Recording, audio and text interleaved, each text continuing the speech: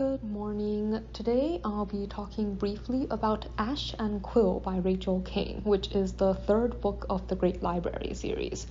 So this story is mainly centered around an event that occurred at the end of the previous book. So the main characters, Jess and his friends, are now being held captive by an extremist group that gets referred to as the Burners.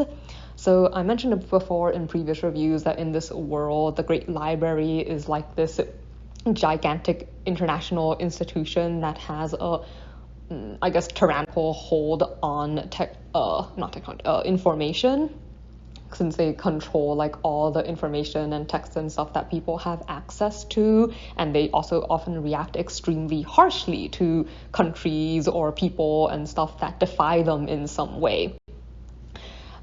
The Burners are a particular group of people that are extremely opposed to the library. Like, they don't like the fact that the library has control of what they read and is able to observe like all their actions, I guess, through the use of blinks, which are the pseudo books that people have, which mirrors texts from the archives of the library. Like, they're the copy text, I guess. When I told Elena, she said it sounded like a little bit like a Kindle. So yeah, it's something that temporarily shows you a text that you want to read, but also only contains the books that the library has decided are quote-unquote safe for people to access. Like, whereas the library often appears to value books more than it values human life, the Burners' main motto is that lives are worth more than books. Unfortunately, they are the kind of people who express their views with great extreme violence. Like, they often they burn books, they burn blinks, they also commit suicide a lot and just kill a lot of people with the use of fire. So even though their ideas aren't necessarily all wrong, I suppose, they're not really, the main character points out that even though he does agree with some of their objections and stuff, they're not a group that he would ever support. So yeah, they're being held captive by this group in the city of Philadelphia, which is one of the main headquarters of the Burner movement.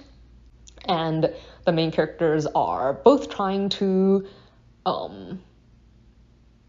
get along, survive their captives long enough to find a way out of the city. I did not like this book. I only read it because it was part of this series and I kind of wanted to know quickly what was going on, in terms of the bridge from the events of the previous book into whatever is going to happen next.